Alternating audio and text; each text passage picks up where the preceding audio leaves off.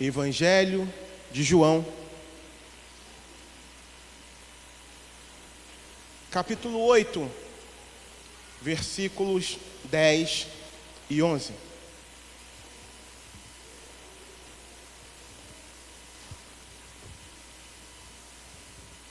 Amém? Fique à vontade. Se quiser colocar-se de pé, fique à vontade. Se quiser permanecer sentado, fique à vontade também. Todos acharam? Quem tem um exemplar aí da palavra, quem tem um aplicativo?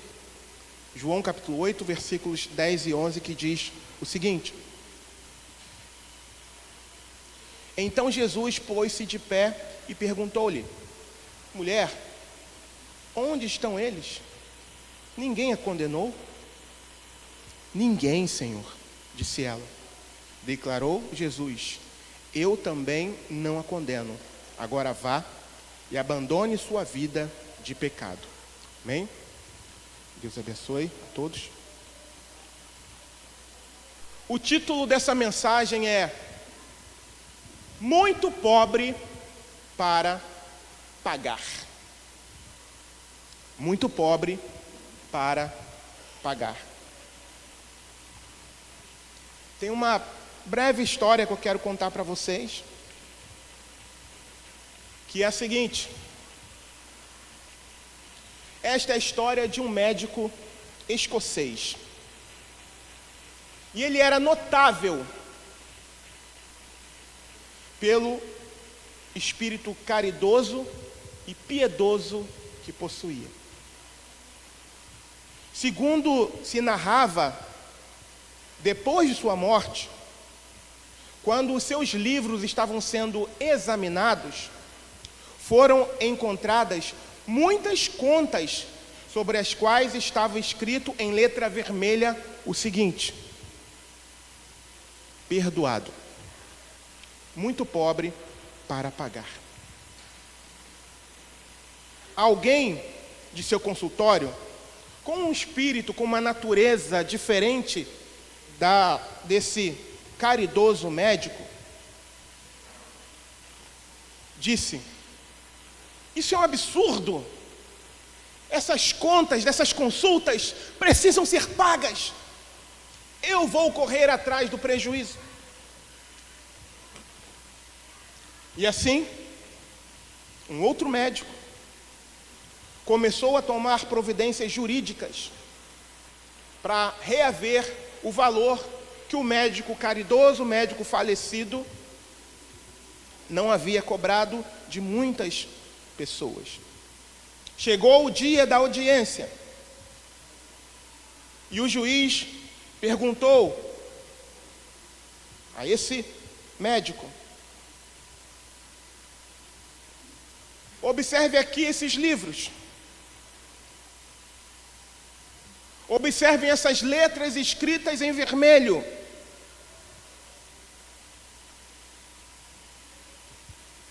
De quem pertencem? A quem pertencem essas assinaturas escritas em vermelho? E aquele doutor, que estava reclamando os valores, ele disse: do doutor fulano, aquele que havia falecido.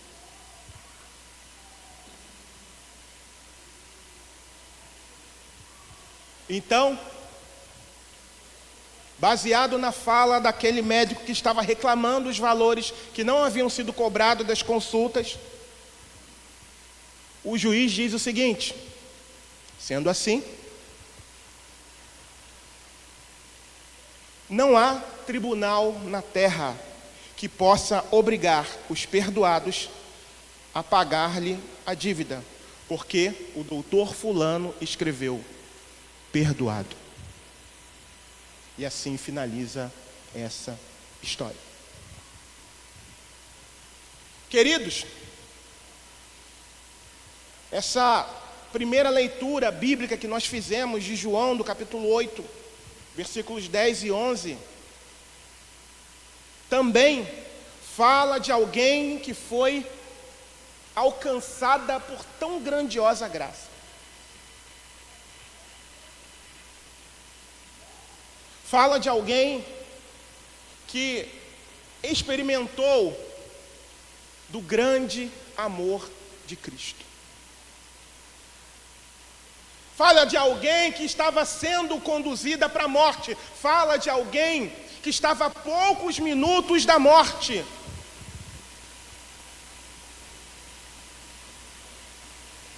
Mas sendo conduzida àquilo que seria o seu caminho de morte, ela encontra-se com o autor da vida, Jesus Cristo. Voltando um pouquinho no texto que a gente leu, se você estiver com sua Bíblia aberta, é um costume nosso permanecer com a Bíblia aberta, conferindo aquilo que está sendo dito. No versículo 3,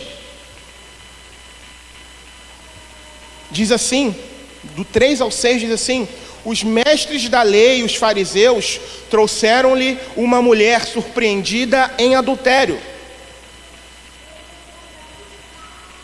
Fizeram-na ficar em pé diante de todos e disseram a Jesus: mestre, essa mulher foi surpreendida em ato de adultério. Na lei, Moisés nos ordena apedrejar tais mulheres. E o Senhor, o que diz?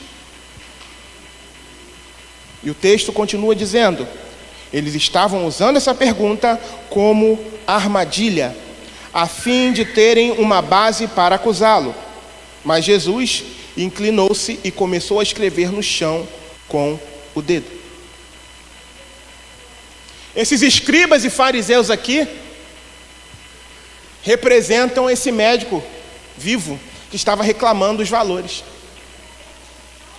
Embora eles odiassem a Jesus, embora eles queriam usar o caso dessa mulher para atacar a Jesus, eles queriam arrancar uma reação de Jesus. Ainda assim, Jesus, não se conhecendo o coração deles, conhecendo a essência deles, eles até tentaram bajular, mestre. Mas eles o chamavam de mestre não por reconhecerem quem ele era, mas para tentar dar aquela bajulada, tirar o foco da má intenção de seus corações.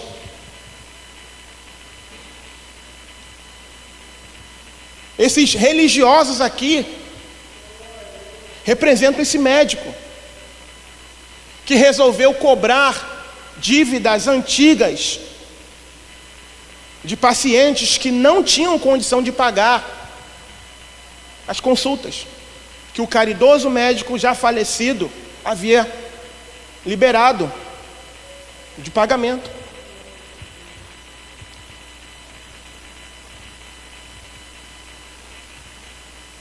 E hoje em dia também não é diferente. Hoje em dia também não é diferente.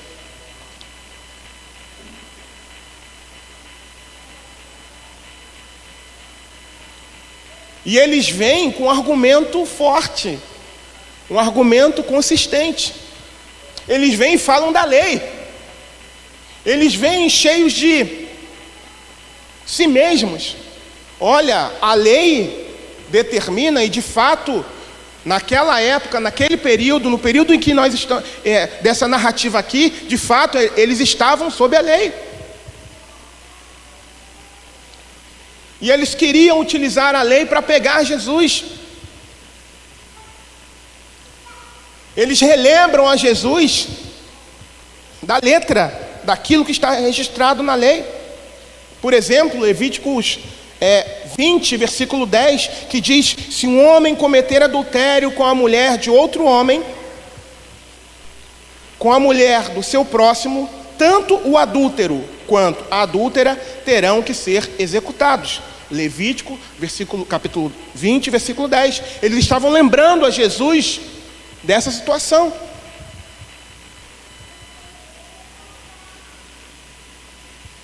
Eles esperavam que Jesus viesse a comandar a pena capital daquela mulher. Só que havia algo de errado. Onde estava o homem?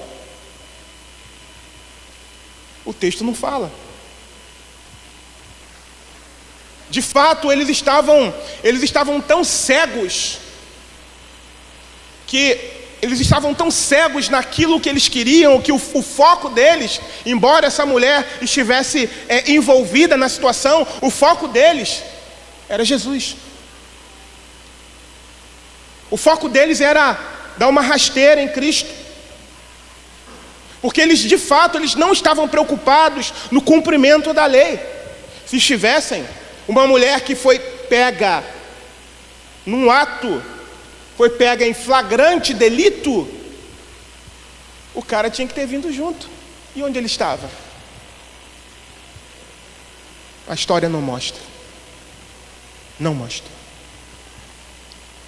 E Jesus, simplesmente conhecendo o coração deles, ignorou. E aí, continuando na leitura, do versículo 7 ao 9, diz assim: visto que continuavam a interrogá-lo, ele se levantou e se disse, imagina, eles vêm e falam, ela tem que morrer, ela tem que ser apedrejada, mata, tem que matar. Jesus já conhecendo o coração deles, Jesus sendo Deus, conhecendo a natureza deles, a intenção do coração deles, diz, sabe aquela coisa assim, lá vem esses caras de novo. E continua ali focado naquilo que ele estava escrevendo, a Bíblia também não relata. Mas eles insistem, e aí, mestre, o que o senhor vai fazer? Continua aqui a leitura, versículo 7. Visto que continuavam a interrogá-lo, ele se levantou e lhes disse, se algum de vocês estiver sem pecado, seja o primeiro a atirar pedra nela. E inclinou-se novamente e continuou escrevendo no chão. Os que ouviram foram saindo, um de cada vez, começando com os mais velhos. Jesus ficou só com a mulher em pé diante dele. Eu acho interessante, né? Eu fico imaginando aquele monte de religioso, tem que pegar, tem que matar, tem que fazer e tem que acontecer. Eu fico imaginando aquele falatório próximo a ele. Como eu disse agora há pouco, Jesus conhecia o coração deles. Jesus conhecia a natureza deles, a essência deles. Jesus sabia que aqueles homens, de fato, não estavam preocupados com a lei. E aí ele resolve dar um basta. Ele toca na consciência daqueles homens. Jesus resolve tocar na consciência deles. Quando ele diz, olha, aquele que não tem o pecado, que lance a primeira pedra nela. E o que aconteceu? Pló, pló, pló, pló, pló, pló, pló. Aqueles homens que estavam, lei, ele vai ter que cumprir, e depois a gente pega ele, e depois a gente entrega ele para Roma, que só Roma que poderia executar esse tipo de lei. E olha eles fazendo, querendo, fazer com que Jesus errasse. Só que Jesus deu vou usar um termo atual, uma invertida. Uau! Jesus dá uma invertida nele, né? Tá lá Jesus, cara. Eu fico imaginando Jesus, esse que está acusando aí, esse robô, sabia que Jesus poderia ter exposto o pecado deles? Mas aí eu fico imaginando Jesus olhando assim para cada um deles assim, fazendo um raio-x da vida deles. Aí ele falou assim, não, eu vou pegar leve com eles. Aí só falou isso. Eu fico imaginando, outro adúltero ali, talvez até o adúltero estivesse no meio também, não sei, a palavra não fala.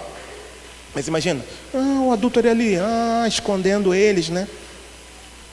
Aí olhando para o outro, você também queria estar no lugar do que foi pego em adultério, né? Até porque, quando a gente lê, por exemplo, o Sermão do Monte, a gente percebe Jesus tratando pensamentos e desejos exatamente como se fossem práticas pecaminosas. E aí quando Jesus ele faz um raio-x naquela galera ali, mata, fazendo coro, mata.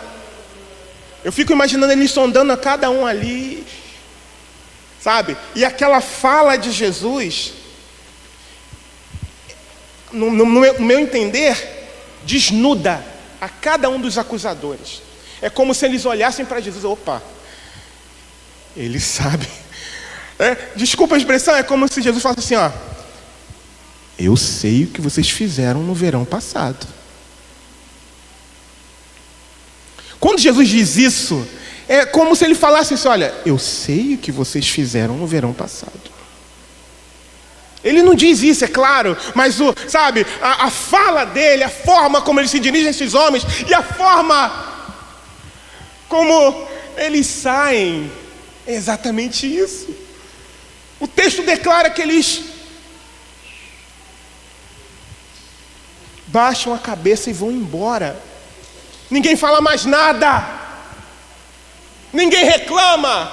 Ninguém fala, mas ninguém fala mais nada. A consciência deles fora tocada. Eles se sentiram expostos diante do Rei dos Reis e do Senhor dos Senhores. Agora, um dado interessante é que você sabia que Jesus,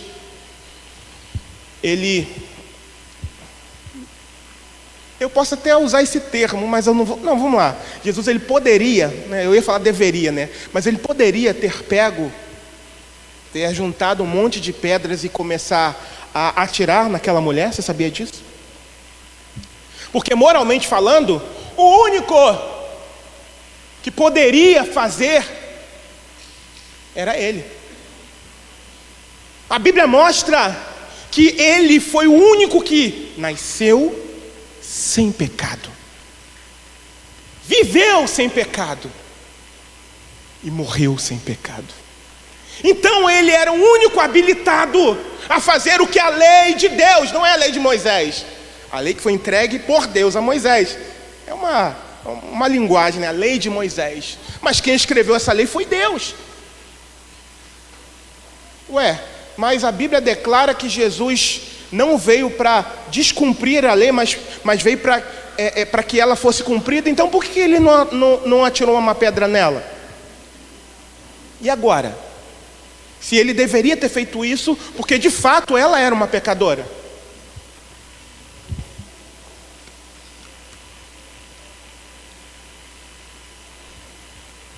Por causa do propósito dele. E sabe qual é o propósito de Jesus? Dar vida. Trazer vida e não morte. O propósito de Jesus para a humanidade é trazer vida. A palavra do Senhor declara em João, no capítulo 3, versículo 17, o seguinte: porque Deus enviou o seu Filho ao mundo, não para condenar o mundo, mas para que o mundo fosse salvo por ele. Olha a missão dele. Por isso que ele não quebrou a lei, porque ele veio cumprir uma missão. Ele veio com uma missão. E qual foi a missão? Resgatar o que se havia perdido. E o que se havia perdido? O mundo. Uau! Sim, isso inclui você e eu. Isso inclui você e eu. Não tem ninguém bonzinho não, aos olhos de Deus não. A Bíblia declara isso: todos pecaram e afastados estão da glória de Deus. Então o que você está fazendo aí em cima falando? Eu fui resgatado. E o que vocês estão aqui embaixo ouvindo? Muitos também foram resgatados. Muitos passaram pelo mesmo processo que essa mulher. Ei, você era um adúltero? Não.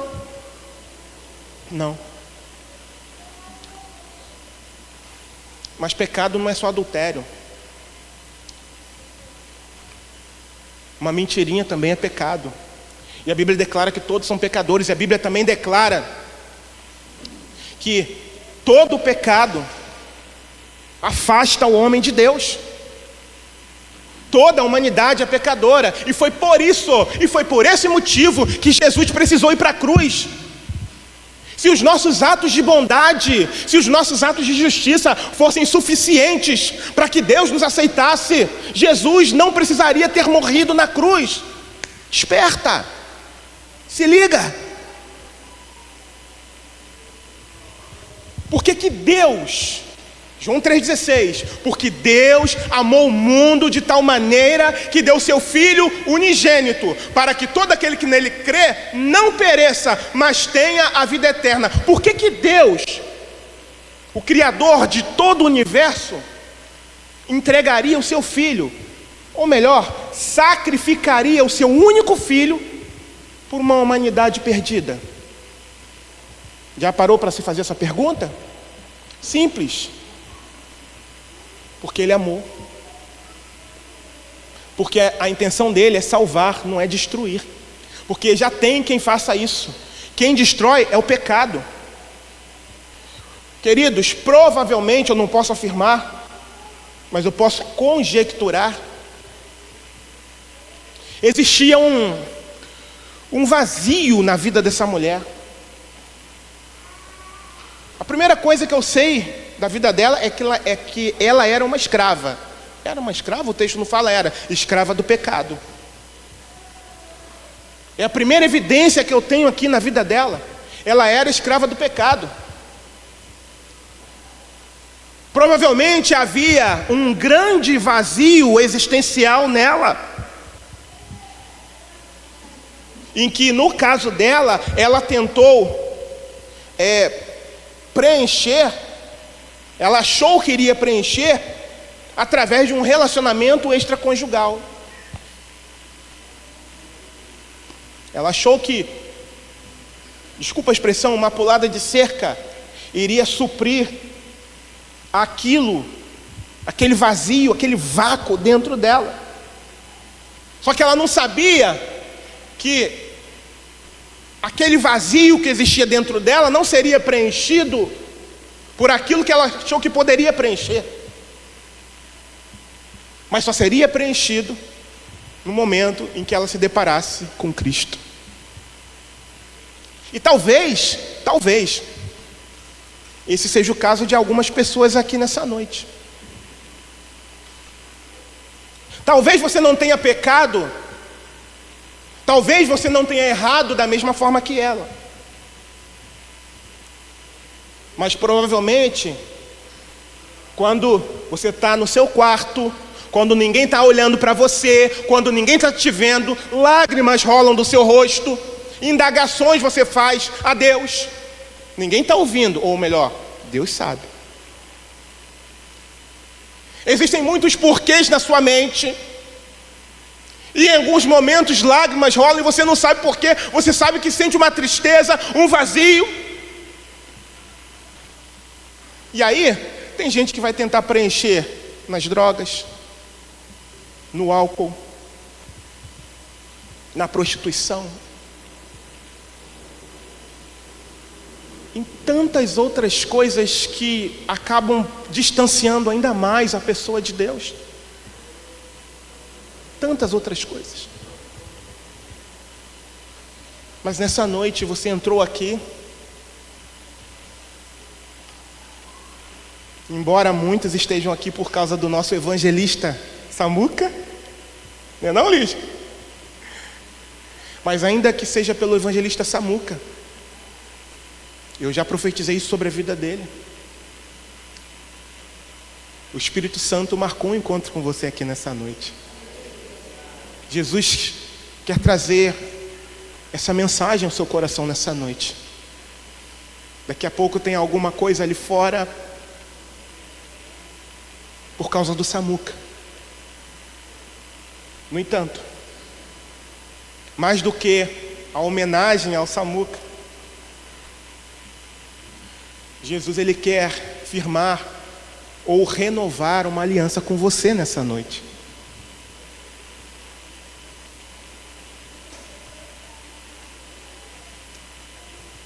Nenhum de nós pode pagar pela dívida que o pecado abriu. Nenhum de nós.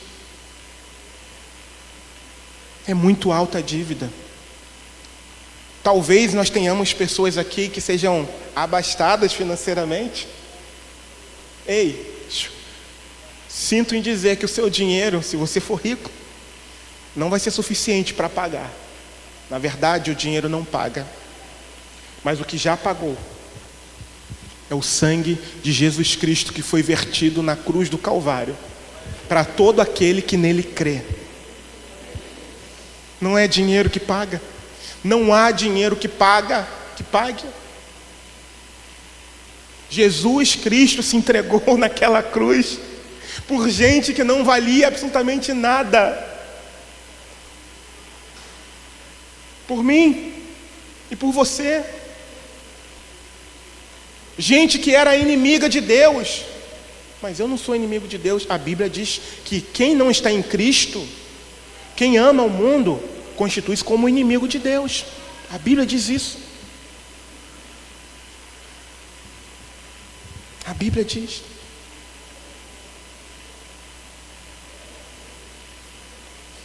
Aqueles homens saíram de fininho. Aí Jesus olha para aquela mulher. E o mais interessante, imagina alguém, gente, é louco isso aqui. Alguém que de fato tinha culpa no cartório, era ela. E ela está ali, parada em frente a Jesus. Aí Jesus olha para ela, só que o olhar de Jesus para ela é diferente do olhar daqueles homens que a acusavam diante dele. Eles não queriam o perdão de Jesus, eles não queriam a Cristo. Pelo contrário, eles queriam a derrota de Cristo. Agora, no caso dela, ele olha para ela com um olhar de misericórdia. Ele olha para ela com um olhar de compaixão. Como nós dissemos aqui agora há pouco, por que ele olha para ela dessa forma? Mesmo sabendo que ela era culpada daquelas acusações, por causa da missão dele. Ele olha para ela, não por aquilo que ela havia feito, mas por aquilo que ela iria se tornar, se ela abrisse o coração. Filha de Deus, isso é maravilhoso. Imagina, o próprio Deus ali olhando para ela. Cadê? Cadê aquela galera? Cadê aquela zoada que estava aqui no meu ouvido me atrapalhando? Cadê? Foram embora? Foi. Eles não te condenaram? Não, Senhor. Não.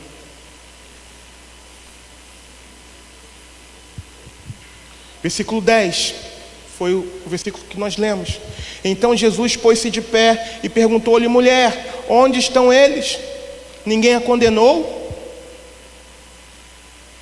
Ninguém, Senhor, disse ela. Declarou Jesus: eu também não a condeno. Agora vá e abandone a sua vida de pecado. Sabe o que esse texto revela para mim? Que o perdão de Jesus para aquela mulher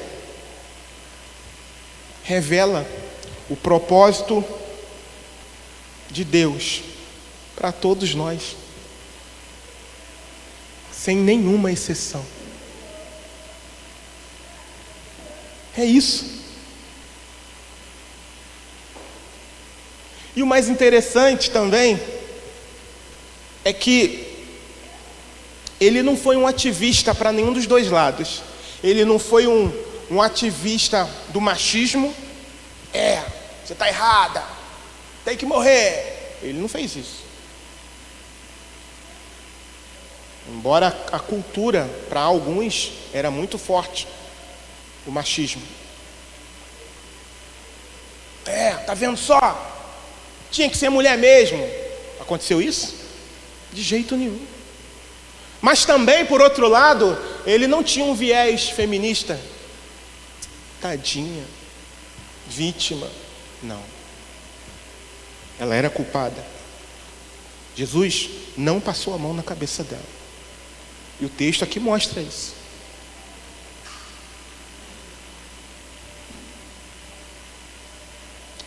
No entanto,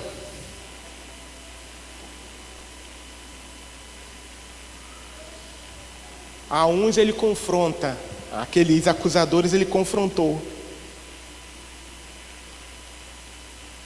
Mas a ela, ele entrega o perdão. Para ela, ele derrama graça e misericórdia. Mas por que ele fez isso? Um detalhe que me saltou aos olhos quando estava lendo essa passagem.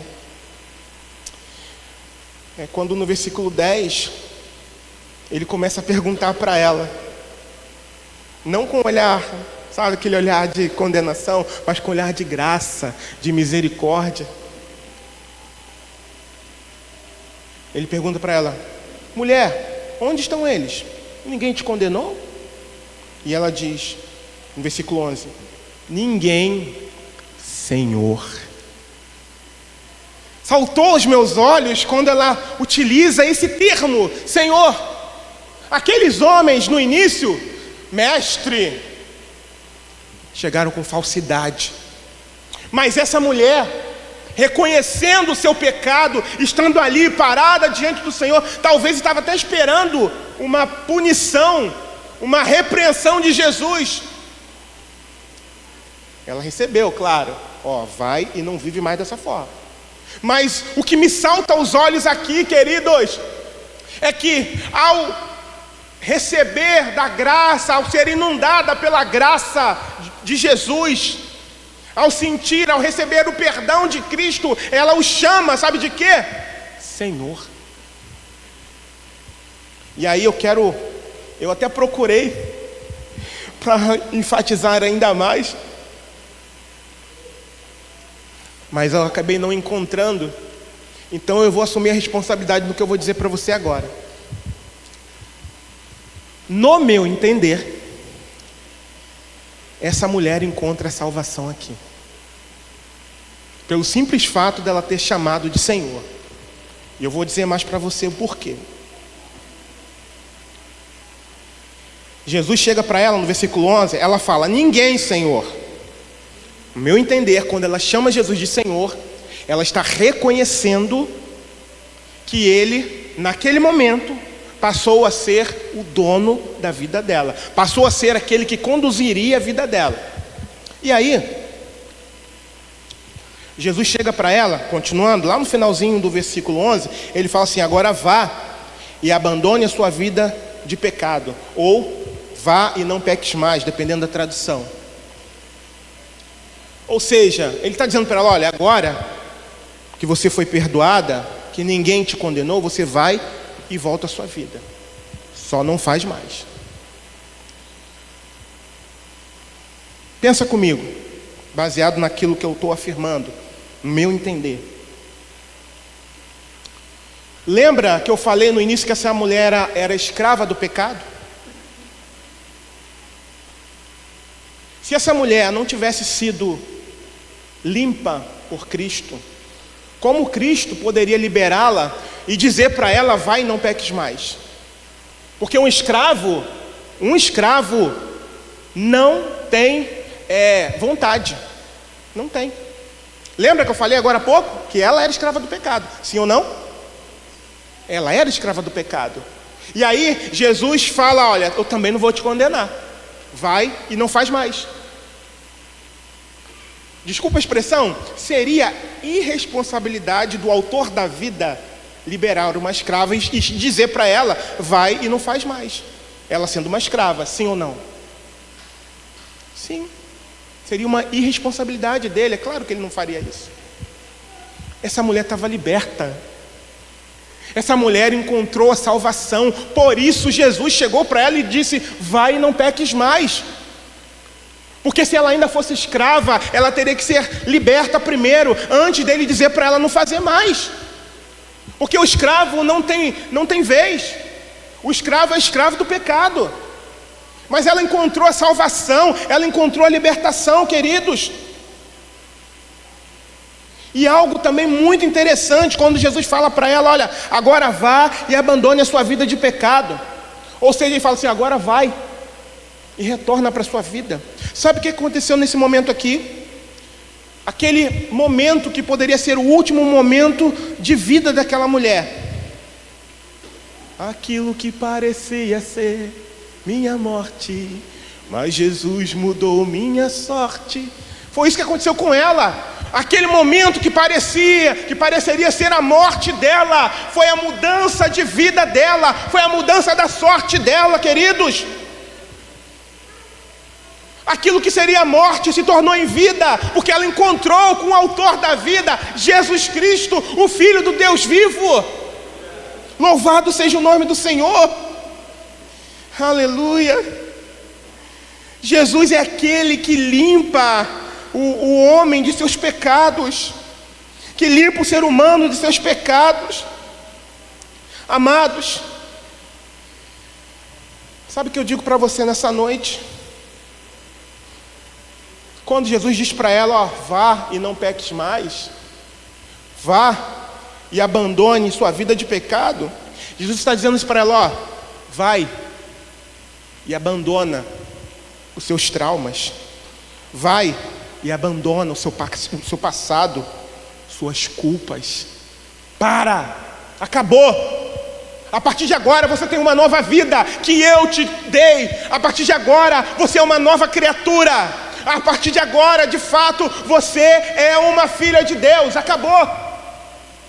O teu passado já não me importa mais. Acabou. Agora você é uma nova criatura. Agora já não tem mais condenação para você, porque a lei do Espírito e da vida que habita em mim te livrou da lei, da morte e do pecado. É como se Jesus estivesse dizendo isso para ela. E o mesmo Ele fala para mim e para você. Existem pessoas que entraram aqui nessa noite que precisam de perdão, que precisam de renovo de Cristo. E Jesus está te oferecendo isso nessa noite.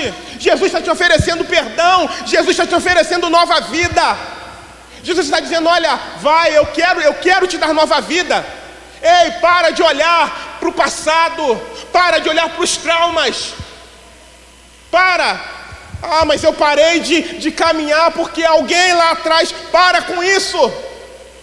Jesus está te chamando, ei, vem viver uma nova vida comigo.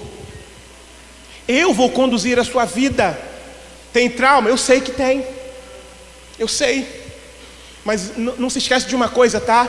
O meu poder se aperfeiçoa na sua fraqueza. O meu poder se aperfeiçoa diante do trauma que você passou.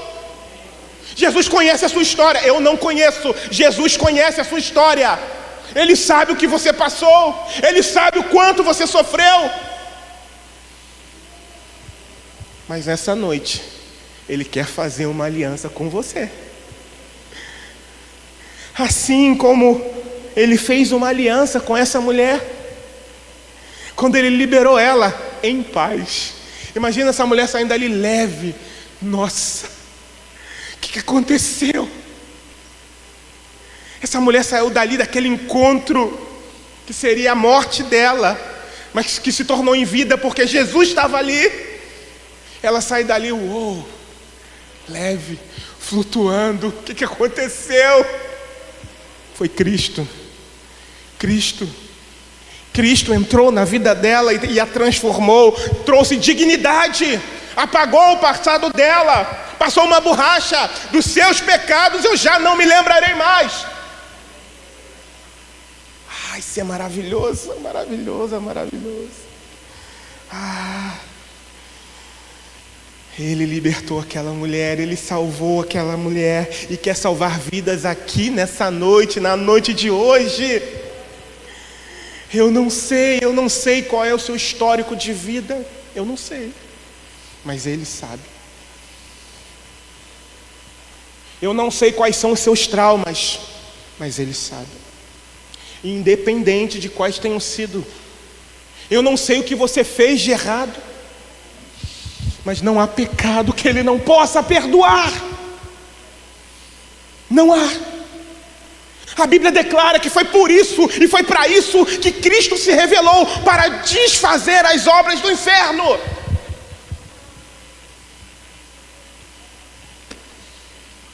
Jesus marcou um encontro com você nessa noite. Ele marcou, foi por isso que você veio para cá. Ele marcou um encontro com você nessa noite, acredite nisso. E Ele quer te salvar, Ele quer te dar nova vida. Abre o seu coração. Assim como para essa mulher Ele deu a oportunidade de vida, de igual modo para você também Ele quer te dar uma nova vida. Agora não se esqueça de uma coisa. Jesus fez uma advertência para ela: vai e não peques mais. Aqui, Jesus se apresenta para ela como um advogado.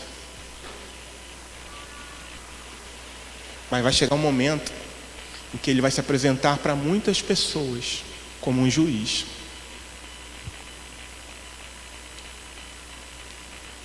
E a decisão é nossa. Eu quero Jesus como advogado ou como um juiz? Estamos finalizando. Lembra do médico da história que eu contei no início? Representa Jesus. O paciente chegava até ele, não tinha dinheiro para pagar a consulta, aí ele escrevia lá: pobre demais para pagar a consulta. O doutor Jesus chegou para mim e para você, pecador demais para se redimir sozinho. Eu pago a sua conta, eu pago o seu boleto, eu pago a sua dívida, eu pago. Mas eu não tenho. Ei, quieta o coração, fica tranquilo, eu pago. Mas Senhor, mas eu fiz isso. Ei, você não acredita que eu posso pagar, não? Não acredita, não? Eu tenho poder para pagar. Mas eu não posso te retribuir. Quem disse que eu quero retribuição da sua parte? Eu só quero que você creia. A exigência é crer. E o crer, outra advertência, não é apenas crença.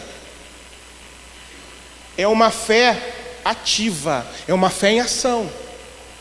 O conceito de crer de João 3,16, para que todo aquele que nele crê, mas tenha vida eterna, não é só uma confissão positiva, não. É nós termos atitudes que demonstram que nós cremos. É isso que Jesus exige de cada um de nós, de todos aqueles que se achegam até Ele.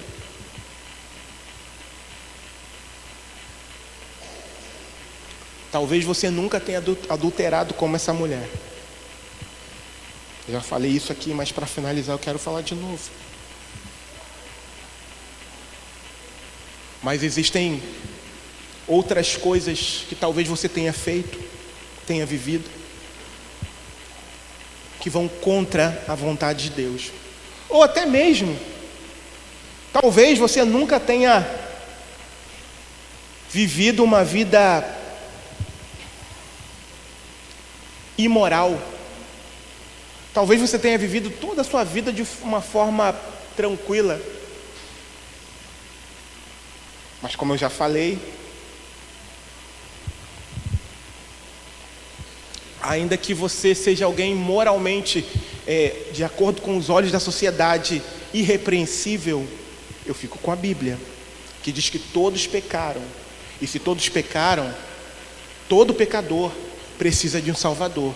E esse Salvador se chama Jesus Cristo. E Paulo ensina isso aos Efésios. Ele diz assim: olha, por meio da graça sois salvos, por meio da fé.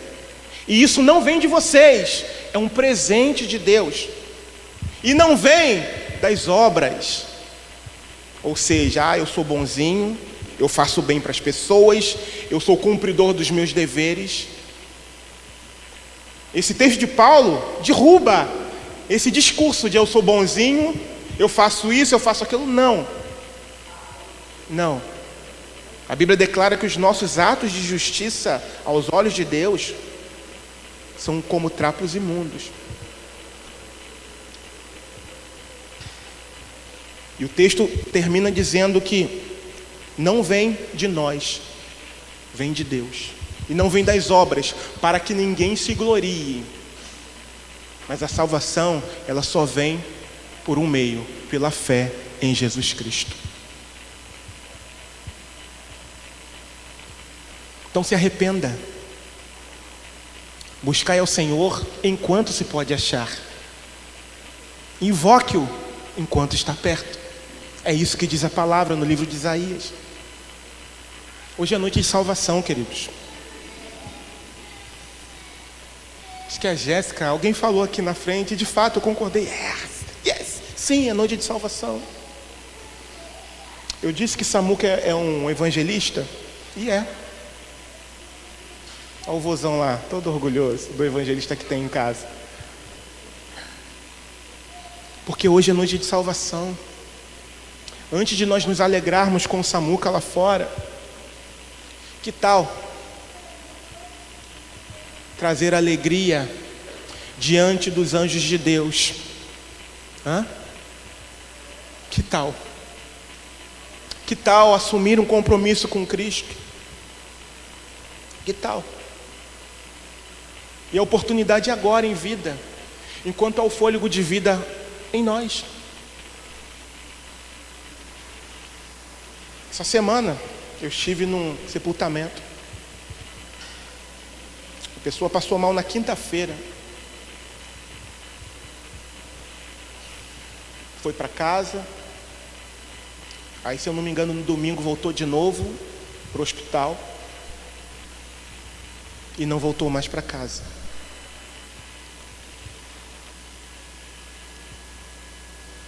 Salmo 90, ele trata sobre a brevidade da vida. Passa muito rápido. Ontem eu tinha 15. Tinha, né? Hoje quem tem 15 é minha filha. Hoje eu já estou com 47. Uau, como passou rápido. A gente não tem controle do futuro. Ou melhor, do tempo. A gente não tem controle. E a gente precisa aproveitar as oportunidades que nos são concedidas. Essa mulher aproveitou. Ela poderia, Jesus, fiz mesmo, sabe? Ela poderia ter argumentado um monte de coisas. Fiz sim, fui eu mesmo, o Senhor faz o que o Senhor quiser comigo, e é isso mesmo. Não, ela não fez isso. Ela assumiu a culpa. Ao ficar quietinha, todo esse enredo aqui, você percebe que ela assumiu que de fato ela era culpada, embora não tenha expressado isso. Mas a reação dela demonstra o arrependimento, a forma como Jesus a tratou. Ela não foi orgulhosa, ela reconheceu. E o que Jesus espera daquele, a quem Ele está chamando, é que essa pessoa reconheça que tem culpa, para que Ele possa entrar e trabalhar na vida dessa pessoa. Eu convido você a se colocar de pé.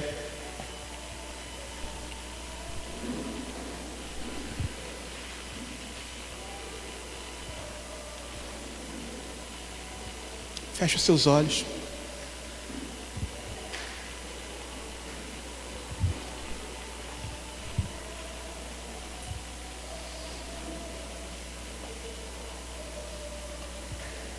Será que essa mensagem falou seu coração? Será que essa singela mensagem falou seu coração? Você que entrou aqui, talvez a primeira vez nessa noite. Como eu disse, eu não conheço a sua vida. Eu não conheço o seu histórico. Mas eu sei que Jesus tem um propósito para você. Pai, nós te agradecemos, ó Pai, nessa noite, por essas almas que se renderam a Ti, te agradecemos pelos nossos muitos visitantes, ó Senhor. São tantos nomes, ó Pai.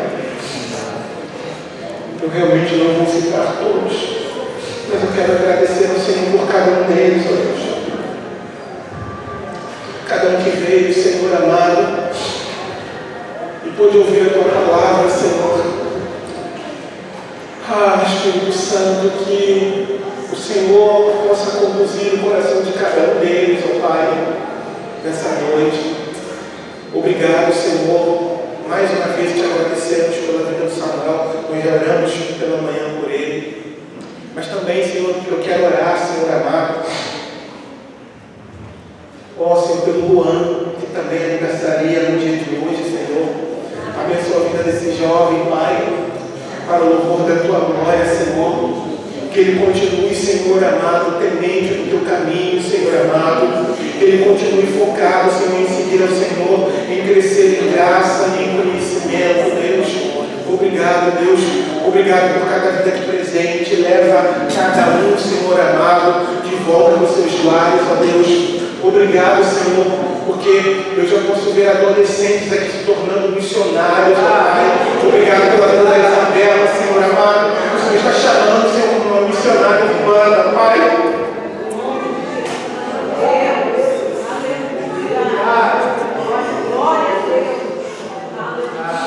Agora, no Teu nome, Senhor, obrigado, Senhor, por transformar o coração dessa moça, Pai.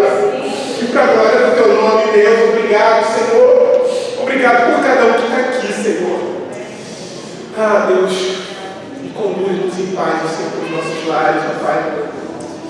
Senhor, muito obrigado, Senhor, por todos os presentes, ó Pai. Em nome de Jesus, eu te agradeço por tudo, Senhor. Amém e amém. Que o amor de Deus, a graça do nosso Senhor e Salvador Jesus Cristo, a comunhão, o consolo e o poder do Espírito Santo de Deus sejam sobre cada um aqui e sobre toda a igreja do Senhor espalhada pela face da terra. E nós declaramos: Amém. Deus abençoe a sua vida.